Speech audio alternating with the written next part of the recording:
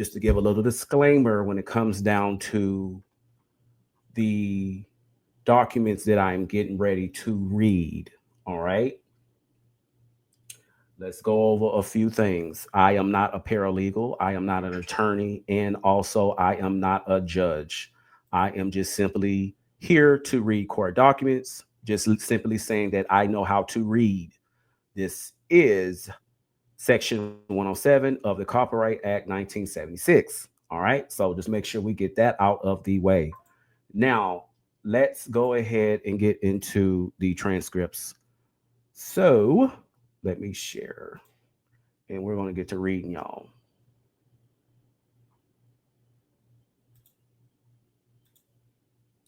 All right. Can y'all see this? If everybody can see this, y'all can give me a 1, 2, 1 or 2. Can you see it? 1. Can you not see it? Number 2.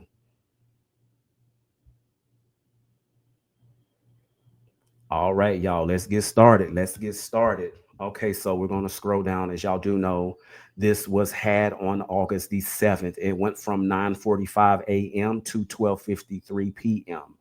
All right, let's look at the table of contents. So, Miadis Livachoff, that is the director of FTI Consulting.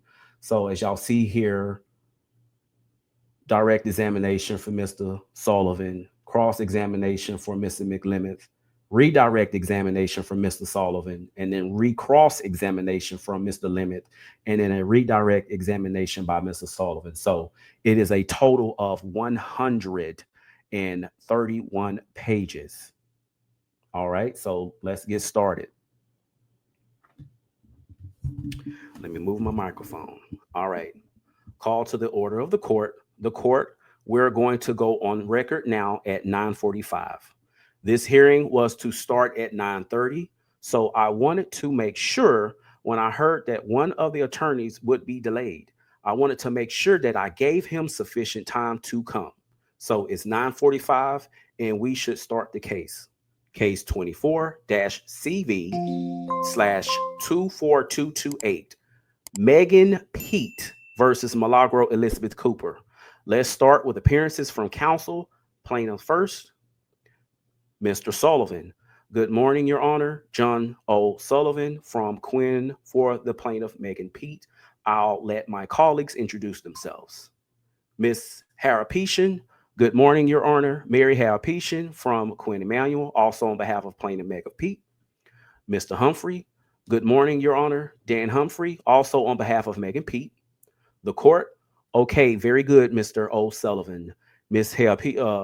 Hyapetian, and what is your last name? Mr. Humphrey. Mr. Humphrey. The court, thank you very much. Mr. Humphrey, thank you, Your Honor. The court, defendant, Mr. McLemeth. Good morning, Jeremy McLemeth, on behalf of Milagro Cooper. Mix Dixon. Good morning, Your Honor. Ronald Dixon on behalf of Milagro Cooper. The court, okay, and Jeremy, what is your last name? Mr. McLemeth. McLemeth. The court, McLemeth. McLemeth.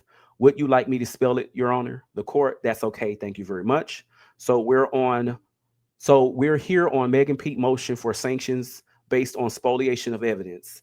I understand, Mr. O'Sullivan, you have one witness, Mr. O'Sullivan. We have one witness, the defendant by video deposition, yes.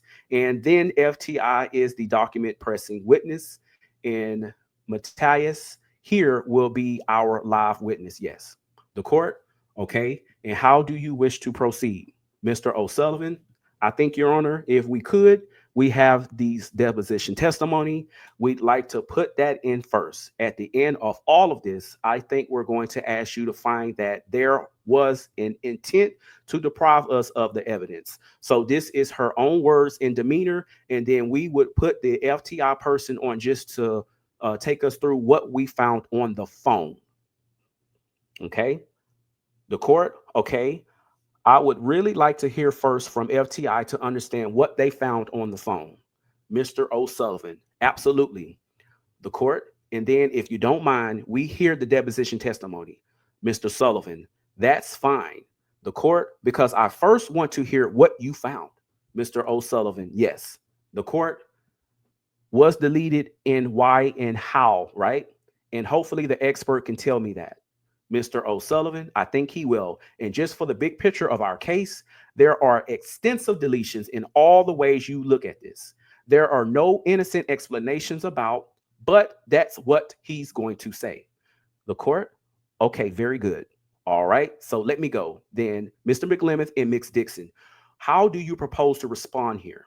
Mr. McLemeth, well, if they're putting on a witness to testify, I guess I have an opportunity to cross-examine that witness, and then I don't know what clips they're going to play from the deposition testimony itself.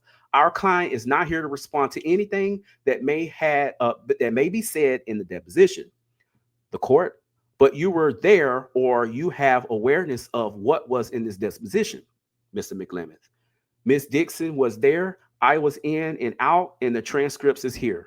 The court, okay, Mr. McLemeth. So, I mean, we'll put it together. The court, it is what it is. It will speak for itself. Mr. McLemeth, hopefully, I don't know what clips they're showing and like how it's taken apart, but yes, I will see what happens. The court, I seem to have the entire transcript here in this notebook, correct? Mr. O'Sullivan, yes, Your Honor, a full transcript for this just reason. A full transcript is there so you can see the context on either side of the clips, but there was no intent. The court, very good. Thank you, Ms. Dixon. But Your Honor, we don't have a copy of this deposition transcripts. So we didn't have one previously, and we're not clear because there could be something else that was taken out of context or something that we wouldn't be aware of. The court, okay, but you were present, Mr. O'Sullivan, and we gave them a binder that has the transcript in it just for today. The court, thank you. All right. Do you intend to present any witnesses? Mr. McLemeth, the defense? The court, yes. Mr. McLemeth, no. I mean, we intended to present 2 witnesses, but they're not available. One flight was canceled. Again, Ms. Cooper's, get it out. Again, Ms. Cooper's flight was canceled last night. And then our expert is not available to testify in person today. The court, and who is your expert? Mr. McLemeth, Thomas Pullen. The court, and what is he an expert on? Mr. McLemeth, forensics, cell phone, the same sort of things that FTI does. Be able to give context into some of the issues that would potentially be raised today. The court, okay. Has he had an opportunity to review this particular cell phone, or is he a general witness regarding evidence? Mr. McLemeth, well, he is in the process of reviewing this information. So the court, he is in the process. Mr. McLemeth, yeah, he's still in the process. We just hired him. I think the last hearing we had, I mentioned we were going to hire him, and we did. I think that was maybe 3 weeks ago, if that. And we've been giving him the information in, going through the process, the court. But he has not reviewed this particular cell phone. Mr. McLemeth, not yet. Ms. Dixon, not entirely, and neither have they, actually. The court, okay, and has he seen the report from FTI? Mr. McLemeth, no. Mr. O'Sullivan, well, Your Honor, the reports here deliver simultaneously to both sides in every step of the process. They're kind of in the middle of this, on this. So counsel certainly had the report as long as we've had it. It's an email to both sides. The court, it was sent to both sides? Okay, very good. Ms. Dixon, well, there was some confusion as to which one was operative. There was one that was sent prior to the backup drive. And that was the one that we're understanding they're operating under right now. But there was another one sent later that recovered a lot of the information that they said was spoliated.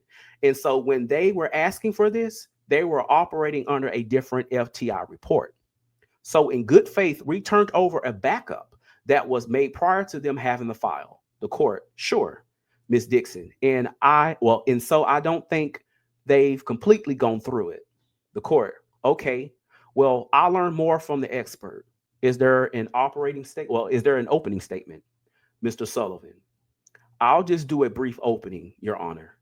A couple of points. The The court, excuse me, I'm sorry. There's somebody standing there in the back of the courtroom.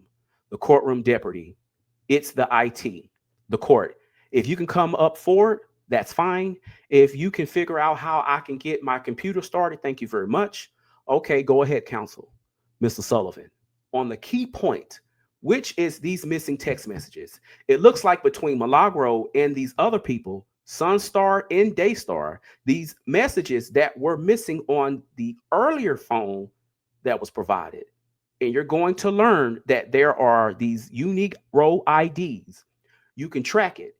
You can audit it forever, are also missing on the later one she produced. So you'll see literally in the line by line backup of the phone, those missing ones. And we're going to see in the timeline how they correspond to what was going on. So nothing has been cured on that. So there may be some other things that came back on the phone, but in the areas that they've examined, nothing has been done to remedy that. And nothing has been nothing has been said so far about any other way to get to the bottom of that. So you're going to treat that as gone. The other thing, two other things. One, the clips will show you that Miss Cooper from early on was closely involved in this legal process. We're going to argue she kind of went from observer to player with really tough agenda. And even in her own words, is kind of saying, sue me. What's the liability? There's a lot of legal stuff. So we're going to argue that from a very early time, she had to know she was at risk of litigation, that there was going to be litigation someday. Obviously, she gets a preservation letter at some point. But even prior to that, it's pretty clear that she's stepping into something, maybe involved in stuff that other people don't want to do, that there's risks. And then the last thing I'll say is, I had one of the first email spoliation cases in this courtroom 17 years ago, when they were just inventing email, and the case turned on one email. The court, who was the judge? Excuse me, Mr. Sullivan, Judge Rodriguez, Jose Rodriguez, and Olga Garcia, my paralegal, was with me for that. And it was a contract that said you couldn't negotiate pending a sale. Everyone said they never negotiated. They met, they never negotiated. And we found the email later that had been like screenshotted or copied, and it said, well, you guys are at 100 million. We were at 120. We're going to move. And that came out late after the guy had testified it never happened. And Judge Rodriguez said, well, some people would call that negotiating, and that was the end of the case. And there were ultimate sanctions in all of that. But I just say that because we've had some meet and confers, and they say, well, you're missing 2,000, but you got 13,000. I mean, one email on intent on something like this could be the whole case. So I think with that, I'll call our witness. Yes. The court, very good. Thank you, Mr. Sullivan. By the way, Your Honor, I think we've made arrangements. He has what he has in his computer. I think we're going to be able to show it up here, and he'll operate it himself. The court, very good. If you can give me just a moment.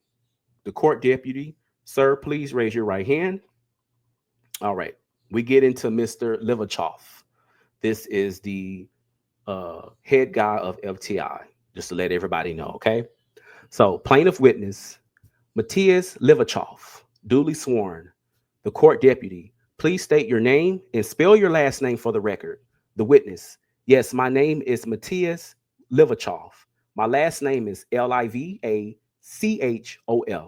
The court deputy, thank you, sir. All right, everybody, this is going to start the cross-examination. So let's get started here, okay? By Mr. O'Sullivan. Good morning, Mr. Livachoff. I mentioned this to you yesterday when we sat down. For today, try to talk slow. I'll try to talk slow too, but some of this is a little bit dense. And just for the benefit of the court, can you just generally explain how you got involved in this situation, what you were brought in to do, and what you're here to do Today. Well, I messed up. What you're today to do. Yes, I work for FTI Consulting.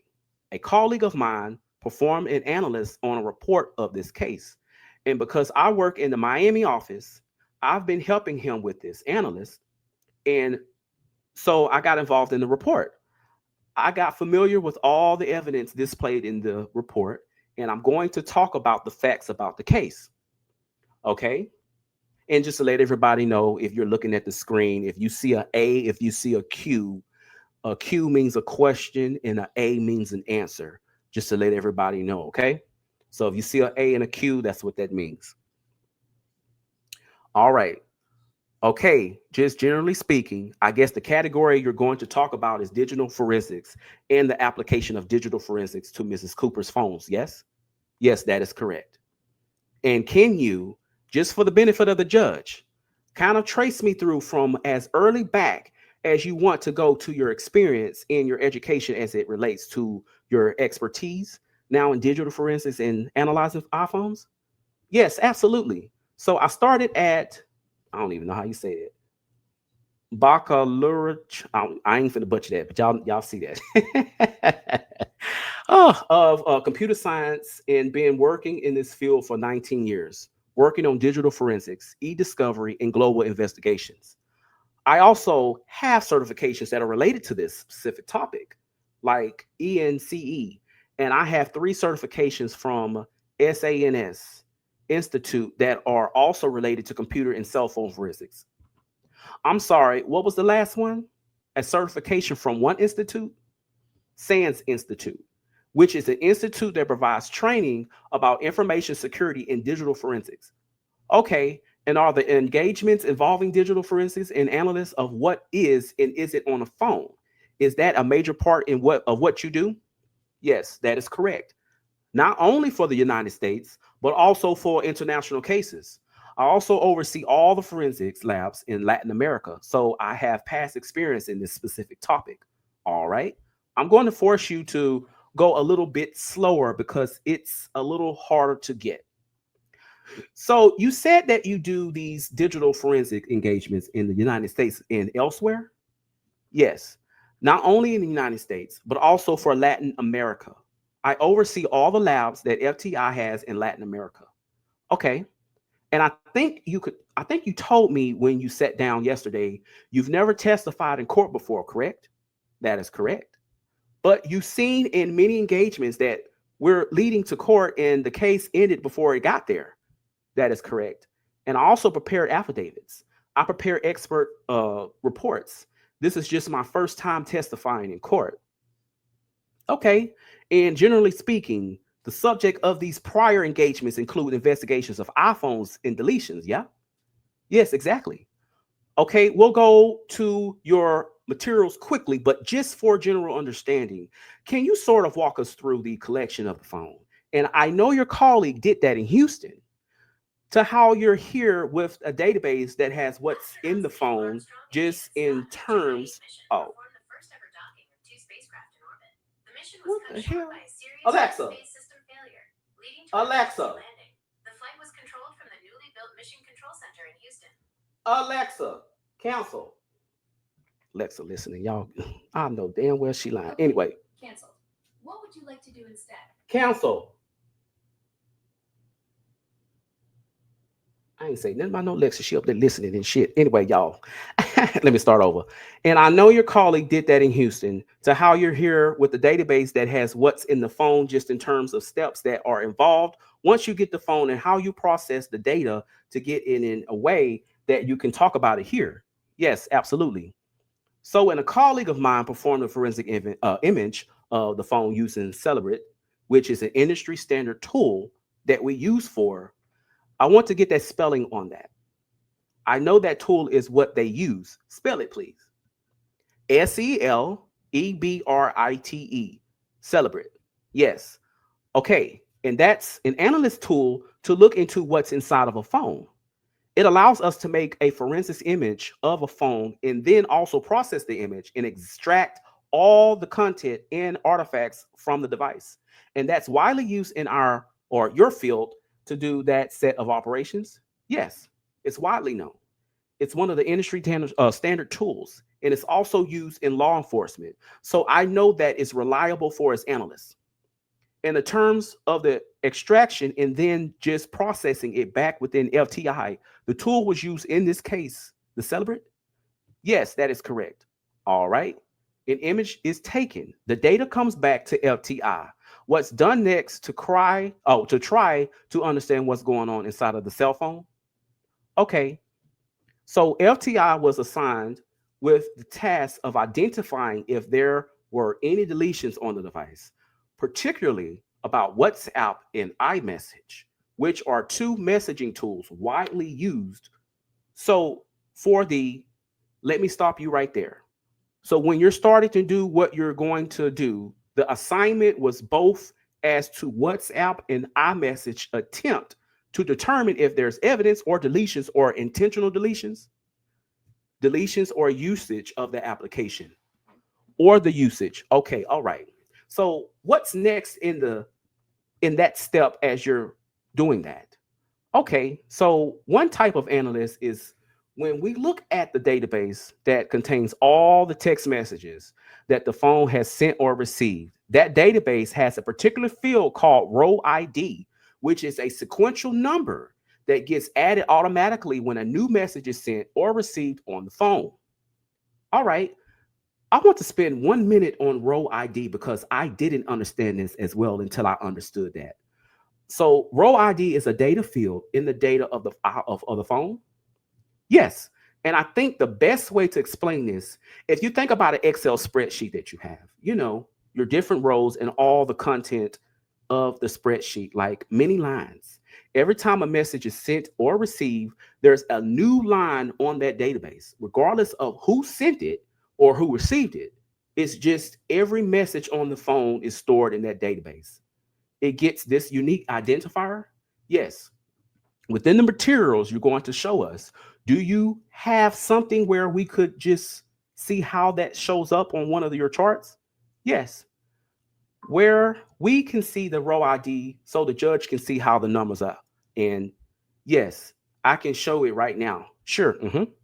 Is that too small? The court? Well, yes. The witness? Give me 1 second. I can fix it. The court? Okay, I can see it now. So each row, I see 1, 2, 3, 4, 5 is a message. The witness. No, that's Excel displaying the sequential number of rows. But column A, which is row ID, that is generated by the phone, the court, okay, Mr. O'Sullivan. And so a message is sent or received and the phone assists the number that goes from 1 up to hundreds and hundreds of thousands here, right? Yes. Yes. And that unique row number. Row ID is permanently assigned to that message. The data in that message. Yes. Yes. Okay, and if the message is deleted, the row is deleted, and you see missing part of the sequence in the row IDs. Yes, yes, Mr. McLemeth, I'm going to object to deleting. I know that he's trying to get him to make this more efficient, but every question is followed with the yes, and he's answering basically the question for the witness, the court. Okay, so I need to get some background information fairly quickly from this witness. And I think this is an efficient way. So I'm going to overrule the objection and you will have an opportunity to cross-examine if you believe that there's something incorrect. By Mr. O'Sullivan. Okay. So in your analyst on the phone, am I right that you have 2 separate images from Mrs. Cooper to work with? Yes. We originally have an image of the phone and then later we received a backup. I think it was in July with basically another set of content. It was 2 different backups. The spreadsheet that we're seeing on the screen is from the latest backup that we received. The court, the question I would have is, who did this backup come from? If you could ask the witness, Mr. O'Sullivan. This was from Ms. Dixon, counsel handed us, the court. If you could ask, does this witness know the answer? Mr. O'Sullivan, I think so. Mr. O'Sullivan, how did you come into possession of the second image of the phone that you used for your analyst? The other party provided it to us, and we made an image of that backup. Another colleague of FTI performed an image of this second backup. The court, thank you, Mr. O'Sullivan. So in the original transmittal of the phone data, I think somebody met with Miss Cooper, right? It physically extracted the data from her phone, right? They were together? Yes. On this later one, we were given by the lawyers is just a hard drive or something that had all the data. Yeah. Yes, that is correct. And once you had that, though you did generally the same analyst on both, yes. Celebrate supports both type of images, and we analyze it with the same tool so we can compare apples to apples. Okay, if we you said this is the more recent July backup that you have here on the screen, right? Yes. It has row ID starting at 1. And if you look down, where does it go down to? All the way at the bottom. So the last row ID is 421,092. Okay, so at least on this image at this time, the phone has assigned that 421,092 separate identifying numbers to the messages that were at one time. Yes. Okay, and if we looked at the spreadsheet that corresponds to the earlier produced phone, it is also the case that there are row IDs that cover the entire spectrum. Yes. There's also a report generated from that phone that only contains the gaps that were identified between the different row IDs. I can pull that up if needed. Okay, I just want to get one more concept out. So you mentioned row ID gaps. Is that a significant term in people who analyze phones for deletions? In this particular case, it is because, as I was explaining earlier, a row ID is generated sequentially, right? So if there are missing row IDs, it means that there was a message before and now it's not on that database. So it's been removed. All right. So before you ever saw any data from this case, when you're coming in and you're going to be analyzing deletions, you're going to be looking for row ID gaps, right? Yes. And did you find a lot of them here? Yes. Y'all peep gang now. Mr. O'Sullivan, Your Honor, permission for any colleague to hand a copy? The court, you may. All right. So when I just received then is an exhibit number that has PTFQ written on it. Mr. Sullivan. Yes. So I guess that's plaintiff Q, just marked for ID for now, if that's okay. The court, I understand. Okay. By Mr. Sullivan and Mr. Livachoff. Can you take a look at what we've marked for identification here in front of you and let me know if you can explain what that is? I think we're getting ahead of me. I think you're getting ahead of me. Sorry. Just before you start diving into the data, can you just tell me what the exhibit, the paper exhibit is that something you've encountered in the phone and have used as part of your analysis or analyzed? Yes, I've seen this before. Yeah. Okay. And no secret. So yesterday when I met you and asked what was in there, I said, can I give you some things, important dates, and you look around and see what the deletion pattern is, right? Yes. And we did that in real time. I didn't know the answers and we just worked through a few. Yes. Yes. So I'm going to quickly do that here. So on this one, just for the record, Your Honor, this is an extraction from the defendant's phone and it depicts an exchange with Sunstar Peterson, who is important to this. He's the father to Tory Lanez and was certainly involved in the communications that we've concerned about here. And what do you see as the time step on this communication from Sunstar Peterson to Ms. Cooper? I see that the message was sent on December the 22nd, 2022 at 2:58 a.m. Okay. And in broad strokes, my question to you yesterday was, can you go into the data from the phone and see what deletion patterns are in the days surrounding that? Yeah. Yes. I can show you the gaps that happen before and after. Okay. And just do it in slow steps. So what's the first thing you do to try to address that? So this report that I have on the screen has all the gaps. Sorry, let me remove filters. So this report is the report that FTI prepared. Yes. from the iMessage database. And basically, when there was a gap between the previous row ID and the next row ID, we identified how many row ID entries were missing in the delta between the beginning timestamp from the previous message and the ending timestamp from the next message.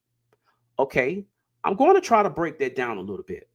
So in the previous row ID, so those row IDs are what we've talked about before, these unique sequential numbers that are assigned to each message, yes? Yes.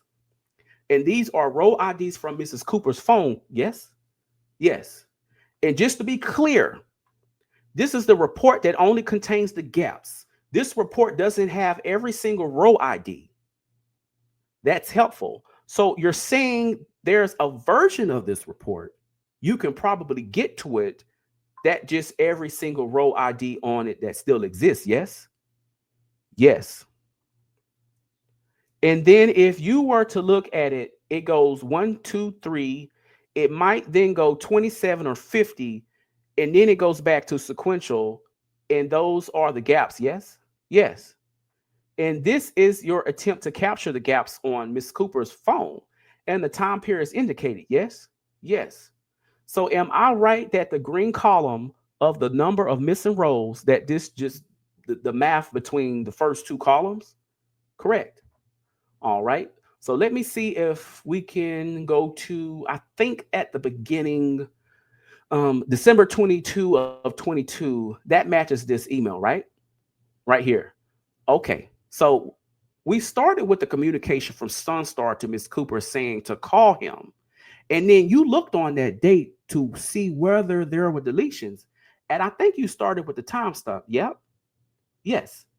And did you find that in the data, the timestamp from the message we marked? Yes. It's the one that I have highlighted on the screen. Okay.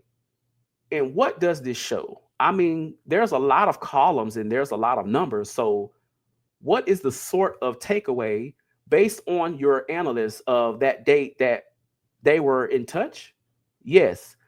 So I can see that after this message, there are 276 row IDs that are missing. All right. So just so I have that. So you've matched the timestamp here, yes? Yes. And you're saying that that particular entry has its own unique ID. It has a row ID, right? Yes. And then immediately following that, there's a large gap in row IDs until the next row ID that's still here. Yes? In that case, after the communication we've looked at between Sunstar and Miss Cooper, you're saying there's 278 rows, messages of data missing immediately after that? Yes. The number is 276, but yes. Okay. And you have columns on the right that have beginning timestamp and any timestamp. What is that? So for the same row ID, we have a timestamp. So in column E and column F, I'm showing the timestamp of the first or the row ID that the timestamp of the next row ID. So I can also see how much time passed between one message and the next. Okay. And just like column C, it's kind of math between A and B, column D, and sort of just math between E and F on the amount of time. Yes, the court. So Mr. O'Sullivan, if you could put down on the record for me, because I can barely see. I see December 22 at 2:58, which I understand is the time that this message came in Exhibit Q. And then what is the next time in column F that shows there was a message? The witness. That's the date of the next row ID, Mr. O'Sullivan. Yeah, I think I can clarify by Mr. O'Sullivan. So the 258 corresponds, am I right, sir, to the 66 on the missing rows? Yes. So you started with the piece of paper we have in front of us. Exhibit Q matches this entry here in 258. And I think the judge question is, when is the next communication after that? And I think we're going to get to it next. We're going to mark that one next, by the way, Judge. But starting with this one at 258 is your testimony that immediately following that the number of deletions is what, the 66? Yes, Mr. O'Sullivan. And as I said, Judge, I think the next communication is going to be when they reconnect. Should I mark that one next? For the record, we're going to mark this as, I guess, Exhibit R for ID. And just for the record, this is also a printout from the phone that has some phone communications on it. Mr. O'Sullivan, do you have that in front of you, Matthias? Yes. Okay, can you tell me what this is? This Exhibit R, what it shows? This exhibit shows 3 messages from Daystar Peterson to Milagro. The first message was sent on December the 22nd at 5:33 a.m. And there's 2 more messages. The last one is 6 seconds after. So there's 3 messages in a span of 6 seconds. Okay. So if we go back to your summary table here on the screen, we connected from the exhibit Q, the message from 2:58, and then there was a gap to 5:33. The judge was asking, when is the next communication? Am I right that what you're looking at is in fact the next communication? Yes.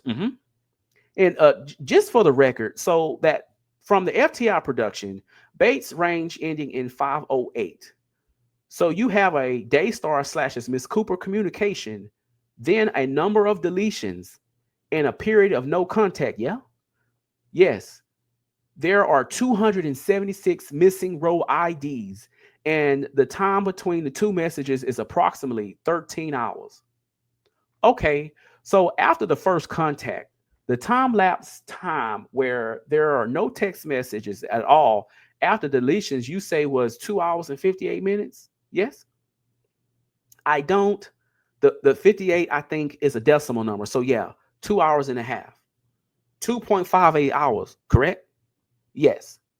And then following the call that we've looked at, which is on Exhibit R between Daystar Peterson, Tory Lanez, and Mrs. Cooper, am I right to read this to say 276 messages are deleted immediately after that?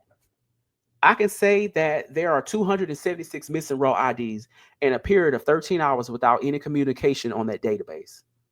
Okay, so you're saying if you just look at the date stamp of the last still surviving row ID and then the next row ID that is still surviving, the delta is this 13 hours of nothing.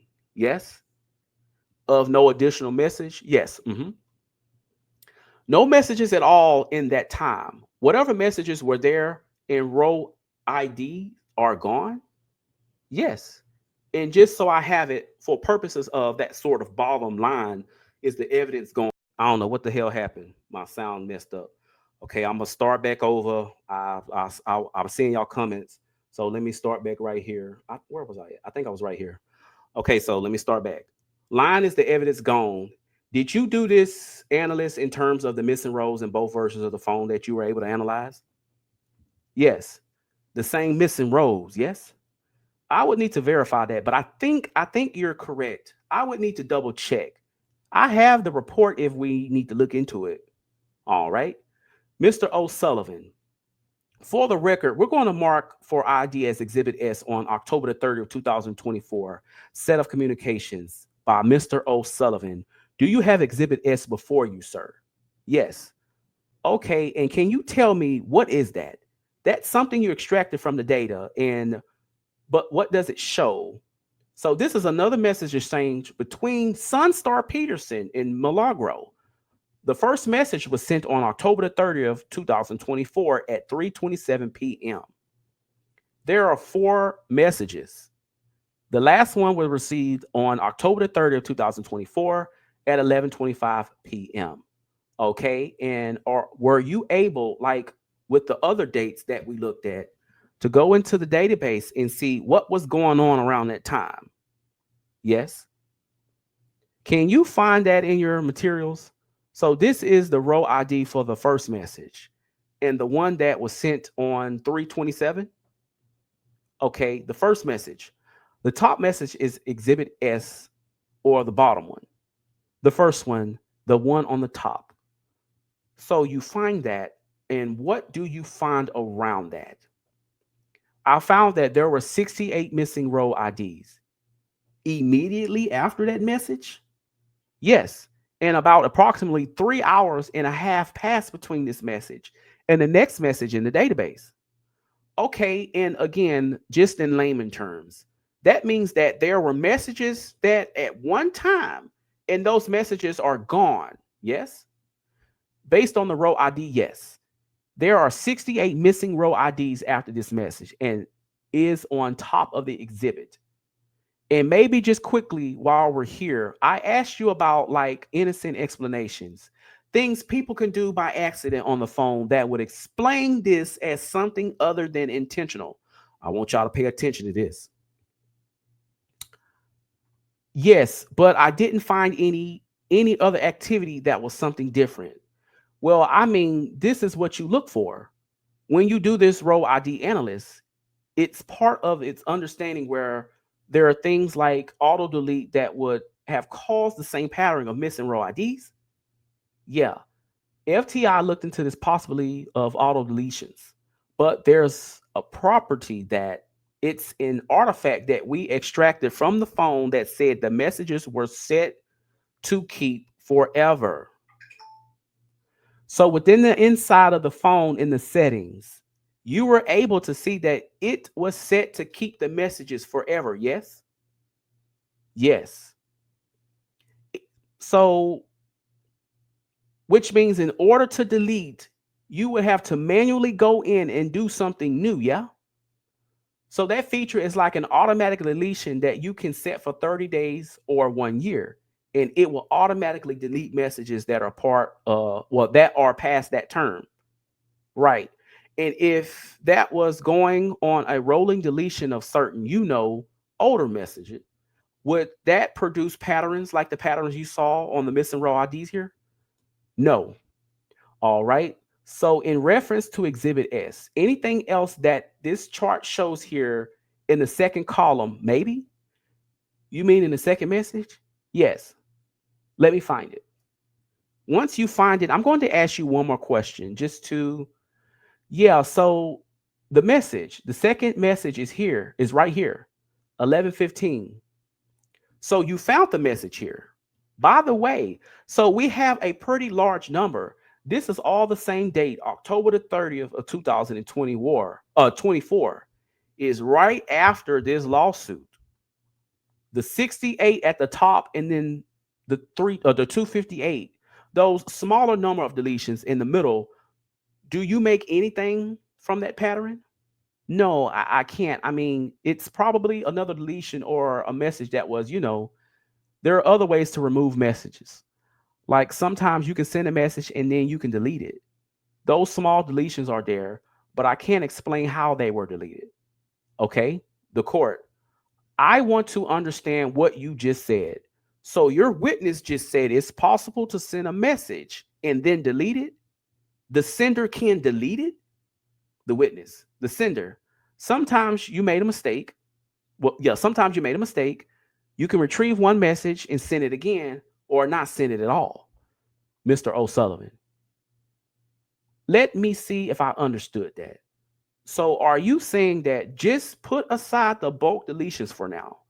If you see smaller numbers here on any given time of the deletion, one explanation is I typed it and then I deleted it before I sent it, or I sent it and then deleted it?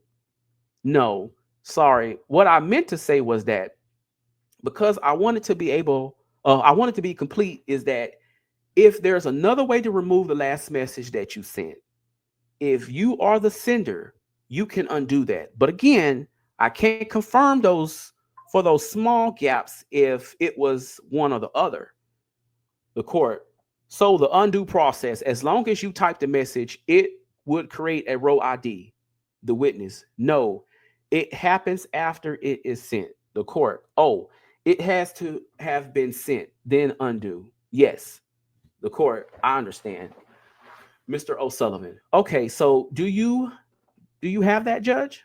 So I think the row ID gets assigned when it's sent or received, and then that's forever. The number is forever. It's assigned to that moment in that message. It may cease to exist in the database, but you can tell that what's left, what's missing.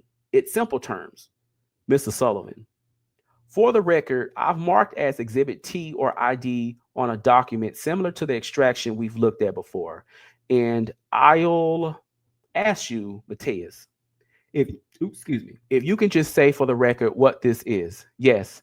So this is an exchange between Sunstar Peterson and Milagro. The message was sent on November the 6th of 2024 at 7:52 p.m. Okay. And so again, Sunstar, Miss Cooper, and we're talking now about November the 6th of 2024. And were you able to then go back in the more full database to pick that out? Yes, it's right here, 1952. Okay. And again, using the same sort of analyst that's shown here in the other places, the other dates we looked at, are you saying that the following communication that were deletions, there were 89 missing row IDs? Okay, and actually, just before that communication, also deletions?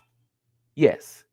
And again, just to understand it, that column that says time, if you were to look at a spreadsheet leveled and everything you found on the phone, for most of the time, there's a pretty steady flow of row IDs because things are coming in and out on a regular basis. Yeah. Yes. So in doing your analysis, you looked for these gaps, both in terms of numbers and items. Yeah. Yes. And then duration, meaning it created a whole day or a part of a day where there's literally nothing. And that stands out. Yeah. Exactly. So what you describe is the time that passes between the last message on the database and the next message on the database. And this applies to all the messages. It's not just one thread.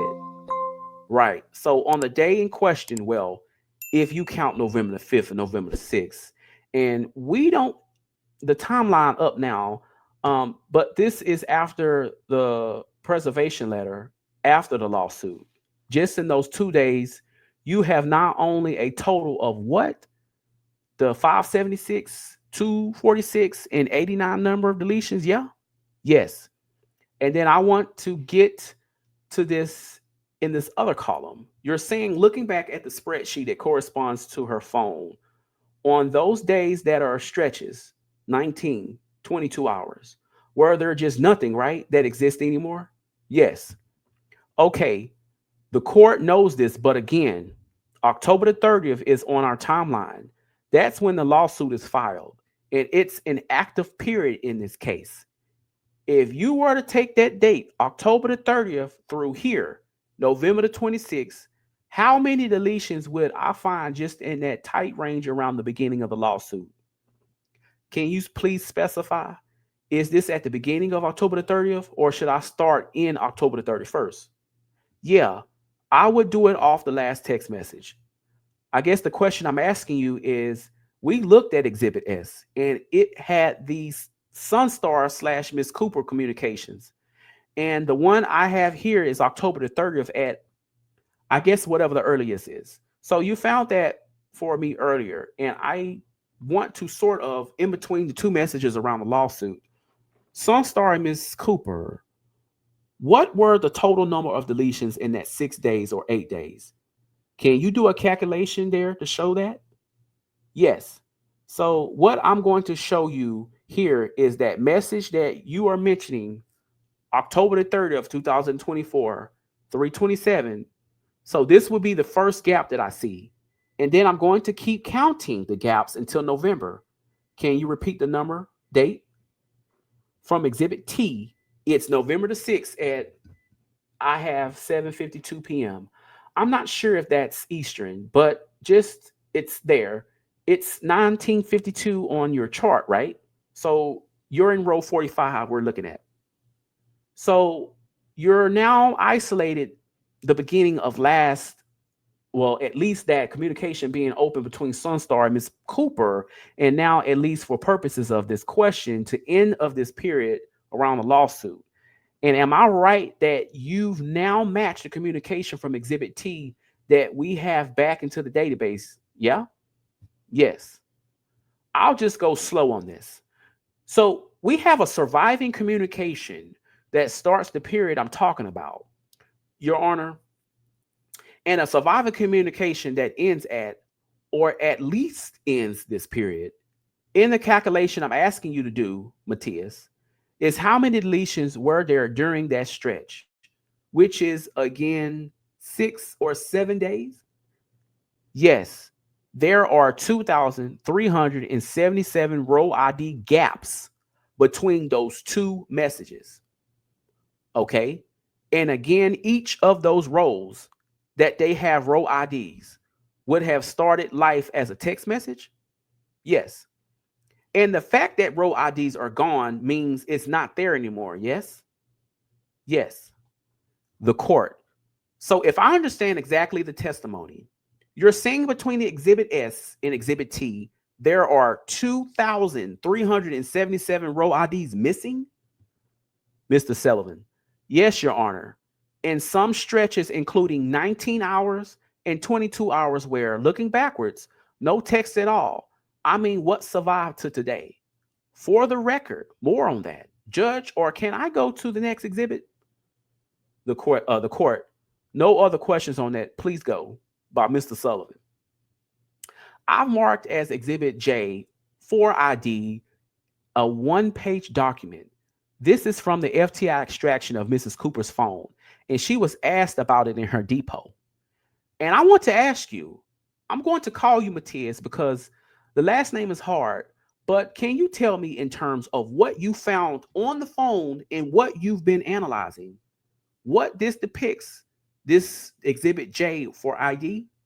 Yes. So this seems to be a screenshot from the message recently deleted folder. Okay, right. And I think you told me from the metadata, this is November the 14th of 2024. At the top, obviously, there are 4 messages that are what it looks like recently deleted. Sunstar Peterson. Do you see it? Yes. Okay, and to the right, it says 30 days. Given your familiarity with analyzing iPhones and how they operate in these deletions, can you explain what that means in context? So what's going to happen in 30 days? So in 30 days, the iPhone will permanently delete that message. Okay, and if somebody is looking at their screen, right? The screen we're looking at on the day at the bottom, I guess, they have the option to delete it immediately or recover it. Yes? Yes. Okay, but this one not checked here, correct? Correct. And I'm right that we don't have this access to this in real time. This is a screenshot within what was produced. Am I right? Yes. So maybe I can do a little calendar math with you. The Sunstar Peterson 4 message slated for deletion here, given the way the iPhone works. Oh, excuse me. Sorry, I had a burp. Given the way the iPhone, and for people who are asking, we're about to be on page 41. We're on page 40 currently. I'm getting ready to go to page 41. Let me go back. For example, the Sunstar Peterson chat, it will be in 30 days from that moment. And does it tell you anything about what the decision was made to delete those in the first place? Right. You can infer that this was just quick if it's retention. If I give you that the screenshot was on or about November the 14th, could you figure out what date the Sunstar Peterson messages here were first deleted by the user? Yes. It will be probably 10 days. So November the 4th, roughly? Correct. Okay. Mr. Sullivan, I'm going to shift to WhatsApp. He has some observations about that, but I don't want to leave this. It took me a while to understand it. If the court has any questions, we can come back to it, or maybe it will come up on cross. But what he has done is taken the phone, brought it in the data, and then traced these dates in the litigation world into what's going on with deletions. And it just ties all the way through. So with that, I'm going to move on to WhatsApp, the court. The only question I would have is that Exhibit J doesn't have a date on it. All I see is a time that says 5:41. How is that you're able to tie this in to a date? Mr. Sullivan, I believe it is the metadata, Your Honor. That's the problem with all of these things. We have screenshots of Instagram messages from people like Stilettos who have all controversial stuff being said and strategies for Miss Cooper. Um, I said this previously. I was wondering who Stilettos is. But let me repeat that. We have screenshots of Instagram messages from people like Stilettos who have all controversial stuff being said and strategies for Mrs. Cooper, and we can't trace it because it's just a picture. It's all been deleted, and then they keep a picture somewhere, but that's not like a hot link or anything. The court. So, what would help me is if you ask the witness as to how this particular Mr. Sullivan, that's probably the easiest thing by Mr. Sullivan. Can you, Matthias, actually pull up and look at that metadata on that item? Yes, but this was extracted from the phone image. Am I allowed to open the image? Mr. Sullivan, I would just look to answer the judge's question. I think she wants to know that you can see the metadata that places that date and time. I have a printout of it here, Judge. Let me see if it will help. For the record, we've marked for ID Exhibit AA, which is a printout of information through FTI from the defendant's phone that maybe exists, may assist Mateus in answering the court's question. The court deputy. And for my notes, what is that exhibit? Mr. Sullivan, AA, the court deputy. Well, the description, Mr. Sullivan. It is a one-page document. It looks to be some depiction of metadata in the FDI database that was made from the defendant's phone. I'll ask Matthias, however you say it, if you can explain what's shown here, the witness. Yes. So this appears to be a screenshot relatively where FTI ingested all the information from the cell phone.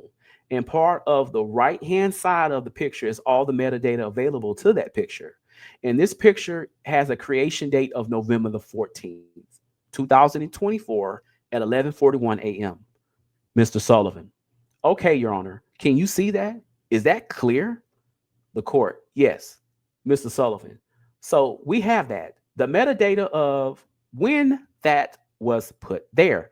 So this could be off a day or two, but in terms of relation to the preservation letter and the lawsuit, the timing is right there. The court. And can you explain the last modified date and just for my information, why that says July the 11th, 2025? Mr. Sullivan. I can't, but I hope Matthias can. Mr. Sullivan. So you see there's another date just below it that says last modified. What is this about? Right. So last modified date can be any changes made to the picture. It can be that it could be have edited, yeah, and change to the file happened on that date, the court. So the person who uses the phone could have made some modifications to that screenshot. The witness could have, Mr. O'Sullivan. Just in terms of your timing, this looks like it is perhaps just before we were given the second image, right? What we have here today is a second image of the phone, right? Correct. Am I right that Mrs. Cooper or Mrs. Cooper's team delivered that for your analyst probably 17th, 18th of July of this year? Yeah? Yes, Mr. Sullivan. That's the only explanation I know, Your Honor. The court, thank you. By Mr. O'Sullivan. The other area you were asked to investigate was potential deletions relating to WhatsApp. And maybe just going back at least to the level we did it with the messages. What is it you're able to do when you're analyzing a phone in terms of evidence of deletions of WhatsApp? Okay, so in terms of deletion of WhatsApp, the same analyst can't not be done. But we look across the phone's image to see if there were any references to the usage of WhatsApp. Okay, and I think, well, tell me what you found in doing that.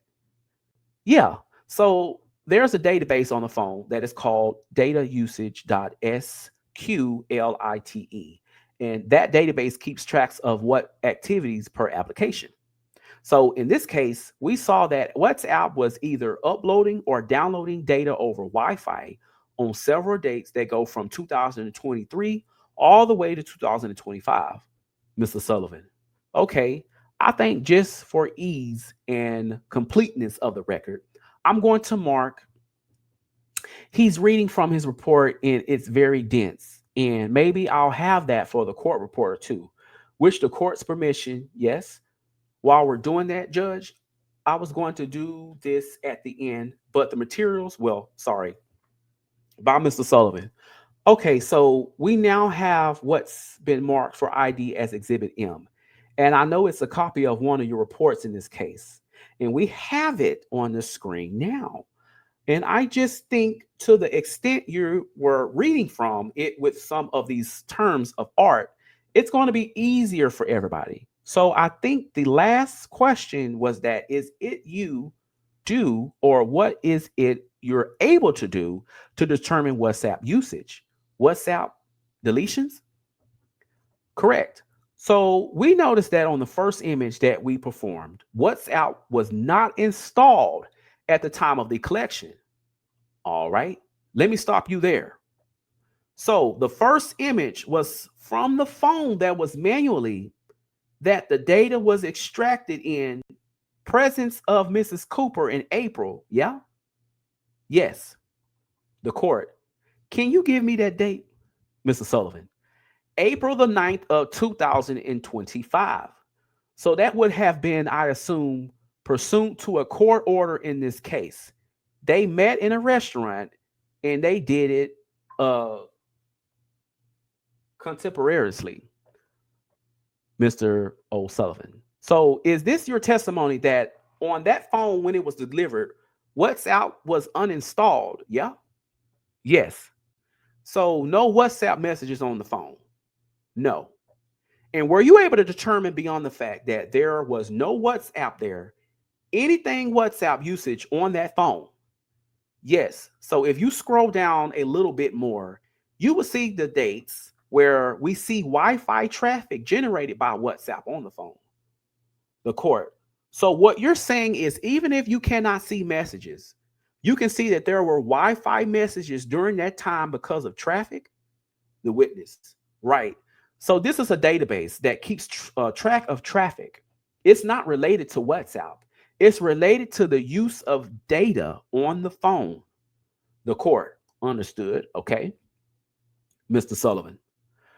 And just so we have it, so you start with a phone that has no WhatsApp on it, but in other directories of places in the phone, it tells you this phone was going to Wi-Fi for WhatsApp on these days in the past.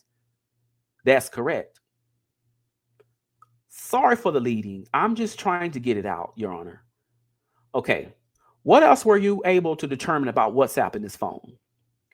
When you install WhatsApp, there's a service installed on the phone called net.whatsapp.whatsapp.service extension. That service helps WhatsApp work in the background on the phone and prepare notifications.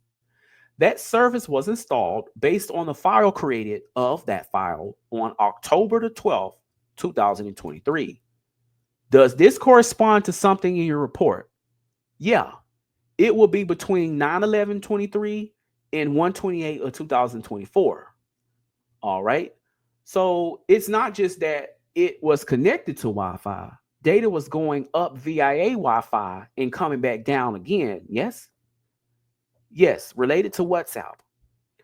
In your profession, in your experience, and when you trying to analyze what's happening on these phones, does the fact that data is going up to Wi-Fi and back down to the phone indicate WhatsApp usage during that period? Yes. In any other observations of WhatsApp on the phone, are you controlling your report from your screen? No. I would scroll down a little bit if you can. Any other points about WhatsApp? On the first image that we obtained, no. Okay, so you got the first image. It didn't have WhatsApp. But when you dug in, you saw it used to have WhatsApp.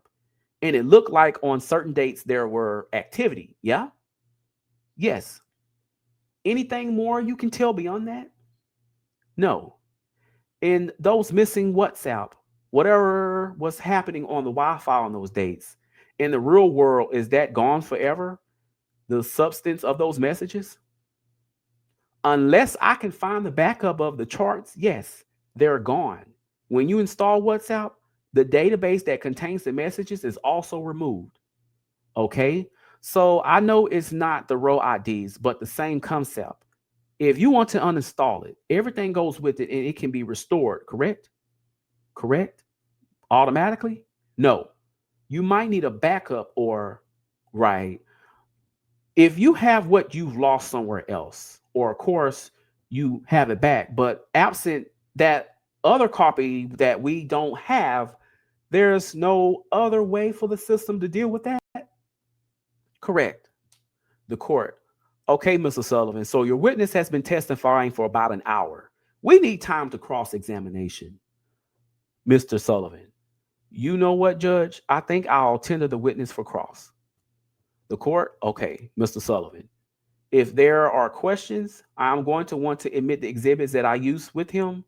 They're all derivative of the plaintiff's own phone. Any objection, counsel? Just the ones I've marked here. I have the list. The court deputy, QRSTJAA and M. Mr. O'Sullivan. And M, yes. Mr. McLemeth. I mean, I do have an objection. Let's start with J. I mean, I know that the witness was shown these exhibits, J and AA. The witness was shown these exhibits. No foundation was laid. I mean, I have issues with authenticity. Sorry, y'all. I don't know why the last modified date is 7/11. It was just an idea thrown around, and maybe it was modified or edited by Milagro Cooper. I mean, I don't know why. The court. So these are questions that I'll allow you to ask the witness, and then I will go to the weight of the evidence, Mr. Sullivan. Also, just in terms of the hearsay, Judge, they're not really being offered for the truth. They're just being offered to say this is what was on the phone, or this corresponds to what's on the phones. But you can cross him for that, Mr. McLemeth. Hearsay would be a secondary objection, but my objection was to foundation, Mr. Sullivan. Well, I think we confirmed in the testimony, Judge, the source of all this is her phone through FTI. So, Mr. McLemeth, I maintain my objection. The court. Okay, so I will allow you to do your cross-examination. And if we can see through this cross-examination that there was no foundation for some reason, then I'll rule. But at this point, they appear to be documents that the witness says that came from the telephone, Mr. Sullivan. So on that basis, admitted over objection, the court. They're admitted, yes. Plaintiff, exhibits X, Q, R, S, T, J, A, A, M, F, E were received in evidence. All right, so now we're about to get into cross-examination from Mr. McLemeth. If y'all do not know who Mr. McLemeth is, he is the defendant, Milagro Elizabeth Cooper, legal team, along with Rhonda Dixon. But it will be Mr. McLemeth speaking here. Okay, so we're on page 51. We're halfway through. All right, by Mr. McLemeth. Do you have the Excel sheet that was up earlier? The one with the gaps? Yes. Or the one with the messages? The one with the gaps. Okay, it's on my screen. I'm sorry, it's on my screen. There you go. So I just have a few questions about this Excel spreadsheet. So the missing rows, when you were asked questions about whether there were deletions, let's, for instance, the 246 number, whether those were deletions, you mentioned that that represents a missing row. Is that correct? Yes. Is a missing row synonyms with a deleted message? Is it the same thing? A missing row that was something and now it's not there anymore. Okay. When you say something, I just want to make sure that it's clear. Is the something a message? In this case, the database is called sms.db, so it only stores text messages. Okay. And are you able to determine who the text messages were sent to and received from? Are you asking the ones that were deleted? Yes. All of those that are missing row IDs. No, you're not. So you don't know who sent the messages, correct? Which messages are you? The missing messages. You don't know who sent them. Correct. You don't know if Milagro sent them out or if they were received. I can't confirm that. No. All right. And you don't know who was sent to or received from, correct? Correct. All right. Is there any way to recover that information from the phone and the data that I've been analyzing? No. Well, I mean, is there any other way to recover that information other than from the phone and the data that you've been analyzing? Like we were discussing earlier, if there's a backup somewhere that we could ingest in our system, then maybe we'd find the messages that are missing and they were undeleted in, well, when the backup was performed. So these missing row IDs, they are from the phone. The first phone that you all imaged, or from the hard drive that you have secondly, this is from the first phone. All right. Now, when you got the second hard drive, did you check to see if any of those first missing rows from this Excel sheet were then found in the second hard drive? There's a lot of gaps as well. No. The question is, did you find any missing rows here from this first phone in the second hard drive? I didn't do a complete analysis to match every one of them, but I can pull up the report and look it up. Well, that's important, right? Because if Miss Cooper turned over a hard drive to you and that hard drive contains some of these missing rows here, wouldn't they be important? Yes. All right. And you didn't do that analysis. No. How long would it take for you to do that analysis? Well, how long would it take you? Well, it depends. If we need to look at row ID, we can find it and see if there's the same gap. Well, I mean, how long would it take you to do the entire analysis? In just this 6 days, there's 2,377 missing row IDs, correct? Yes. So how long would it take you to determine whether in the hard drive, whether you know how many messages would still be missing? A couple of hours. A couple of hours? Mm-hmm. The missing row IDs, for that period of time, did you go back and look for these missing row IDs? Was it just these 6 days? No, we look at the entire database. How many years was that? Can I confirm? I think it go back to 2019. Okay, you can confirm though. So we can see here the first message is December 11th, 2019. All right. And from 2019, this is one phone. Are you saying that this is just one phone from 2019 up until the last day from the missing rows?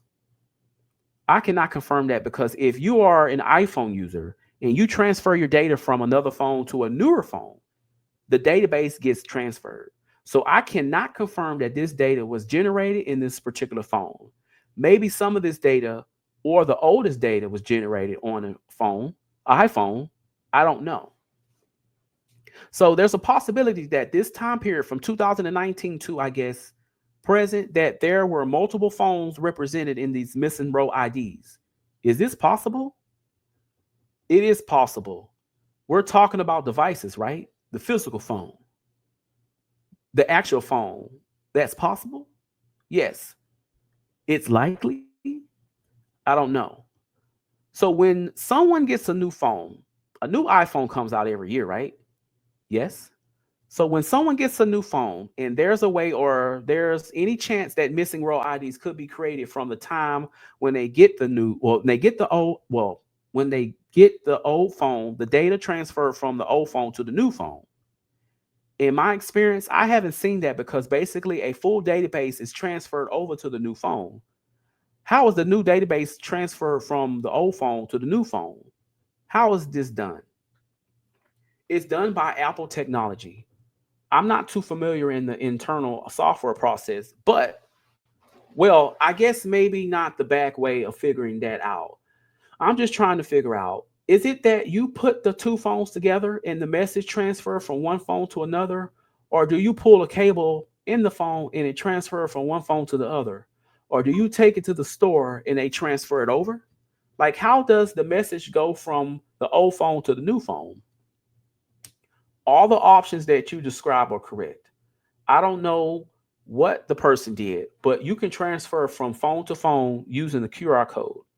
You can connect the old phone to iTunes, make a backup, and then transfer the data from iCloud to the new phone.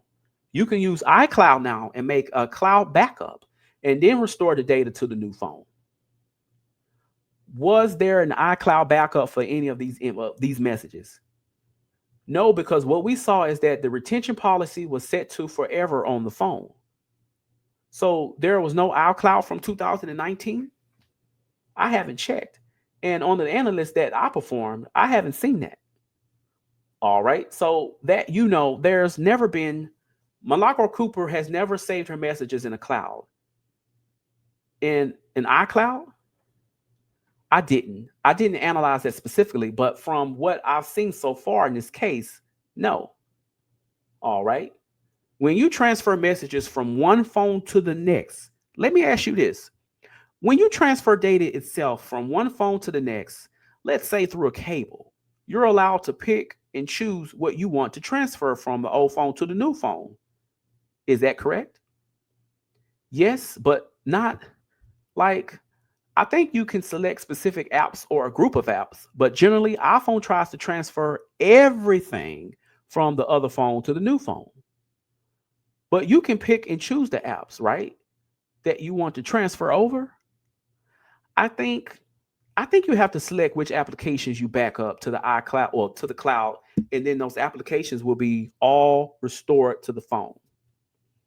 In a situation where there's no cloud, you just transferring data from one device to the next. When you get into the phone and it asks you to transfer data, you're allowed to choose what you want to carry over from the old phone to the new phone, right? I'm not sure. Okay, so you're not sure if when the phones were transferred over, there were messages that were left in the phone, well, the old phone, and not transferred to the new phone? You're not sure of that? Well, but that's what I wanted to clarify earlier. Even if you can choose, for example, if you're talking about the messages, you cannot select which messages will be transferred. It will be the entire message application or nothing, unless you're using different messaging apps, right? Can you ask that again? So on the phone, you have different messaging apps. Is that correct? Yes.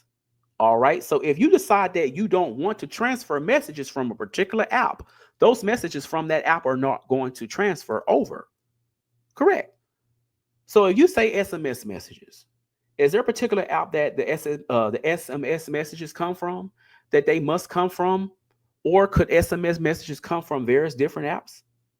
No, they come from the iMessage or the messaging application. I think the service is called iMessage, and the application on the phone is called Messages. And the SMS.db database stores all traffic from message application. When you say message application and iMessages, is that the same thing? Yes. Okay. Let's start with 2019. In 2019, are there missing row IDs? Yes. So in 2019, are you able to tell us how many missing row IDs there are from, I guess, this stretch of time in? Is this only showing from December? No. That's the oldest message from the database. Right. But it goes from, I guess, the first 2019 is December the 11th, right? Yes. That's when you first started. Correct? So what's the last date of 2019? December the 31st. Can you tell me, just in that one, I guess 20 days, how many missing row IDs are there? There are 1,127. Can you tell me in the year of 2020, how many missing row IDs are there? 27,873. What about the year of 2021? 19,821. In 2022, 126,092. 2023, 91,963. And do you have the 2024? I would have to do this differently because there are so many lines in this Excel that for some reason Excel is not being able to pull up 2024 back. I can search for 2024 and pull that up very quick. Give me 1 second. I'll take it. 70,355. And you have 2025 or no. I need to do the same process. Give me a second. 7,630. All right. So now a couple of questions. The missing row IDs. Does one missing row ID represent one SMS message? Yes. All right. And do you know if the messages, the missing row IDs, if they could be like group chats or group messages? Oh, excuse me. I'm burping again. Y'all give me 1 second. Oh, okay. Sorry about that. Missing. They could be. All right.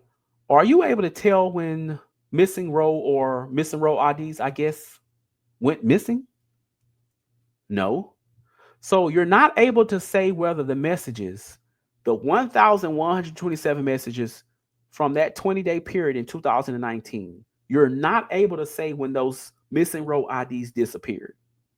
Correct. Is that the same thing for all the other dates? Are you talking about messages? Correct. Yeah, I cannot determine when they were deleted. I can only say that it possibly happened after the last message that I see on the database.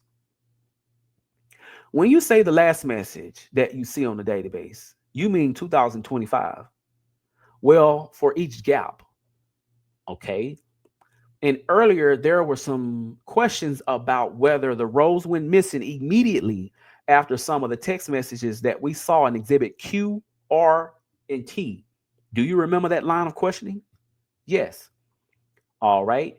And you're not able to say whether the messages went missing immediately after those texts were sent or received. Is that correct? Correct. I guess, in fact, those messages of missing row IDs were deleted in a period of time. So, like somewhere between, like, is this it? Is this the missing row ID for 6 days? Can you go to the 6 days in October the 30th of 2024? For example, this 258 here, it looks like Excel line 13,379. That 258 comes after. Or what is that in correlation to? Which time period is that in correlation to? So that's the number of messages. Sorry, this is the number of row IDs missing between October the 30th, 2024, 23, 25, and October the 31st, 2024, 1:30 p.m. So are you able to tell when 258 messages, when they started, I guess, the deletion process? No. Do you know a time frame for when those were deleted? I can only say that it was after the messages that were sent before, because before, what time frame is the messages that were sent before? Just so it would be October the 3rd, 2024 at 11:15 p.m. So sometime after that, 11:15 p.m. time frame until what time were those 258 messages deleted? October the 31st, 2024 at 1:30 p.m. Is that roughly 14 hours? I calculated here in column D. So yes, exactly 14 hours. Okay, so in that stretch of 14 hours, there's 258 deleted messages. Is that correct? There are 258 missing row IDs. So they skipped the count of the row ID column. All right. But in that 14-hour stretch, you don't know if the messages were deleted 1 minute into it or 14 hours into it. The time or the gap mean that the messages were deleted in that time frame. The report doesn't say that the messages were deleted within those 14 hours. The report says that those 14 hours that passed between the previous message and the next message that made it to the database. So you don't even know in these 6 days, right? From October the 30th to November, from October the 30th to November the 6th, we don't even know if the messages were deleted in a time frame. Correct? No idea when those messages were deleted. If they were deleted a month later, 2 months later, you don't know? No. The court. I want to see if I understand that last answer. The messages were deleted sometime within a 14-hour, 10-minute span. Is that what I thought I understood? The 258 messages would have been deleted within that 10-hour time frame span? The witness. No, let's see. The court. That is incorrect. The witness. Yes, that is incorrect. So the time that passed is between. So let me step back to when we were talking about the messages that were stored in the SMS database. So you send or receive messages and a new ID is created, and that message have a timestamp. So I send a message today. It's going to create a new row ID, and it's going to put the timestamp of today's date in today's time. Okay. The next message that comes to my phone is going to be the next row ID. It's probably going to have a close timestamp. It's just whenever I receive it. So if I receive the next message a minute later, there's going to be 1 minute between my previous message and the message I just received or sent. What we are saying in this report is that there are 258 missing row IDs, and the row ID before happened at 11:25 on the 30th. And the next message that I see on my database has the timestamp of October the 31st, 2024 at 1:30 p.m.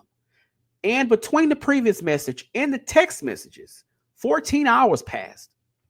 The court. That's all you can say is that 14 hours passed, but you cannot say that the message between the row IDs were deleted within that 14-hour time span? The witness. Correct. The court. You can say that they were deleted, but you can't say when they were deleted. The witness. Correct. The court. I understand. Thank you. By Mr. McLemeth.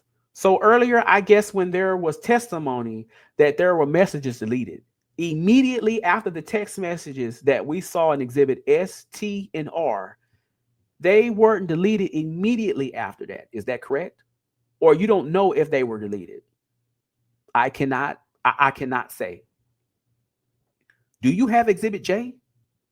I don't have the name by exhibit. If you can give me a hint. Or let's do Exhibit AA. That's the one with the metadata. Exhibit J. Do you have that exhibit up? Yeah. Now, for that exhibit, do you see that there were, at least from this, there were 20,000 messages, 20,451 messages that look like they were deleted out of this phone. Is that correct? I'm sorry, what are you seeing that? On Exhibit AA, on the left side of the page, it shows, it looks like messages and there's a number, 20,451. Do you see that? Yes, I'm sorry, I see it. Does that represent messages that were deleted? Well, no, this is a screenshot and it looks like it's coming from the message application from the recently deleted folder. But these messages were deleted. That's why they're in the recently deleted folder selection, right? Correct. But I cannot confirm unless you press delete.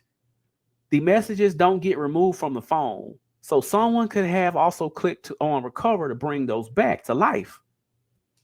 If they did press the recover button, let me ask you this. When you delete the message and they go into this folder, this recently deleted folder, does the row ID go missing right then and there? No. When does the row ID go missing? When they are finally deleted. It could be automatically when the time expires, or it could be manually if you press delete. All right. The 20,000 messages.